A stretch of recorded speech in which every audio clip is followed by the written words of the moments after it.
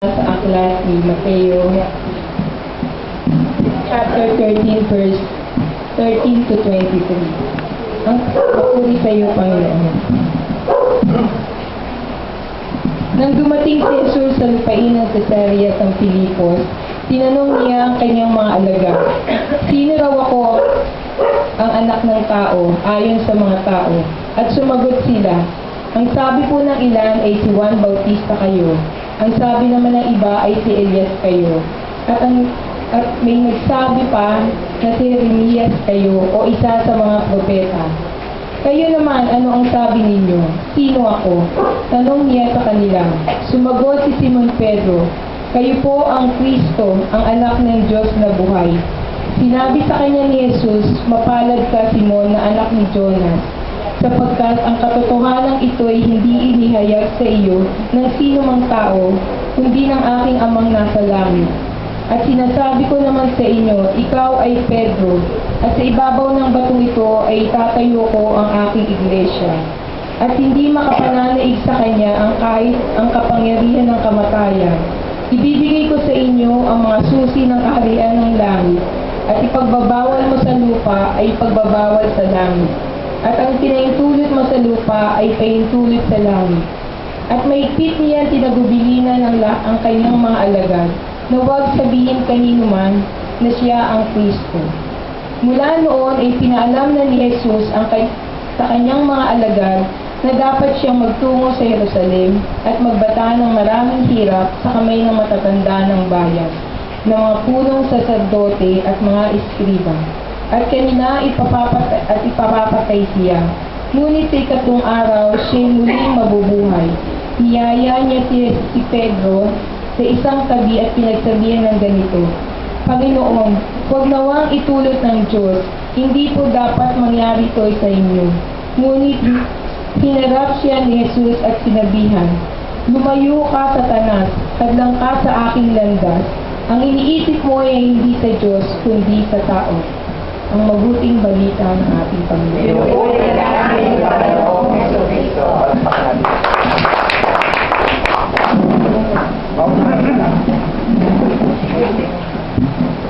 Kasi insight lang ay hindi yan. Ang dating po kasi sa akin dito, kasi yung tinatanong, sino ako sa ibang tao. Kasi ang pag-personal ko pong pagkakakilala sa Diyos, kung sino sa Kristo, kasi kung siya si Elijah, si Moses, kung sino ka. Para sa akin, si Jesus, siya ang aking Savior at ang aking Panginoon at ang aking tagapagligtas. Kasi katulad po kasi po talagang sa experience ko po sa mga nakaraan, kasi dumaan din po ako sa maraming problema, pero hindi naman halata kasi sabi nila lagi daw ako nakangiti. Pero kahapon, sa Elijah, kasi pangalan po ng anak ko Elijah. Elijah. Kasi kahapon, nasa bahay lang po ako. Biglang tumawag yung Saint Mary, sabi, "Mrs. yung anak niyo na dito sa amin, nagdudugo yung bibig." Sabi ko, "Bakit? Ano nagdudugo?" Nakagat daw niya yung labi. Sabi ko, "Ano ba yan? Nakagat na ng labi." Tatawag pa sa akin. Kasi Mrs., 1 hour na daw, hindi daw tumitigil yung bleeding. Sabi ko, "Ano? Nakagat na." Sabi ko, "Hindi ba nakipag-away o nakipag-hagod?"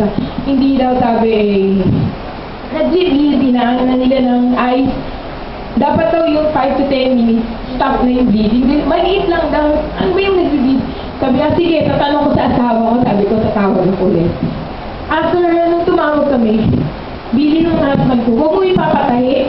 Kasi meron na ako, sabi, forward daw sa Capitol. Sabi ko, "Naku, baka tahiin." Kasi, di ba, magiging parang may headache siya. Sabi ko, "Hindi." Nung nagpupumilit ako, sabi ko, "Relax lang, ayoko magpahanik." Papunta na St. Mary's ako, at pa yung travel ko. Pagdating ko sa ER ng Capitol, hindi tumutugo yung bleeding. Sabi ko, "Ano ba yan? Liit lang dito. Dito pa siya eh." Sabi ko, "Isang tuldok lang ng parang karayo. Hindi naman siya ito." Sabi ko, "Ayaw tumigil." Sabi ko sa Capitol, "Ano ba yan? Walang ginagawa sa ER." Ang nakalagay lang yung parang cold water na nasa bag ata sa ER. Sabi ko, "Hindi. Lumabas ako, bumili akong ice para talaga yung sinalpa ko dito." Talagang kalat na kalat na yung dugo. Imagine mo, isang maliit na, dalawang handkerchief na nilalabang ko doon sa ER. Tapos bumili, sabi ko, "Meron kayong tawel, bumibili araw available. Ano ba yan, anak? Sabi ko, magdasal ka na lang. Kasi hindi siya nagsasalita. Sabi ko, kang gagalawa kasi nagdudugo yung bibig mo.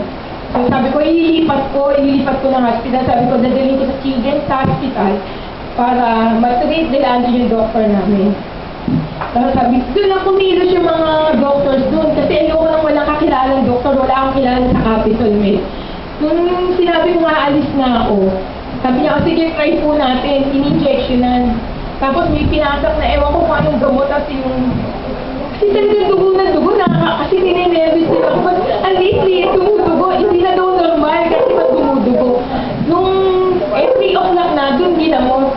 Nung doon pinahiga na yung anak ko, tapos in-injection na ayaw mo magpa-injection. Tapos nung hawak-hawak ko lang siya dito sa kanyang ulo. Tapos sabi niya, tinignan mo may konti pa. Kasi medyo na, bumabagal na. Tapos nung pangalawa, nung mga 3:30, kasi sabi ko lang mag-pray lang tayo. Sabi niya, nagpa-pray ako kasi sa Christian yung anak ko. Kaya kahit pa paano, meron siya alam doon sa mga pray over. Nung ginanon, yung pangalawang try ng doktor, tinignan niya, sabi niya, biglang talaga asin yung gauze. Wala na kahit na isang spot ng tuldok. Sabi niya, ay mami, magic. Bilang ko lang unang term ng anak ko, magic, mami.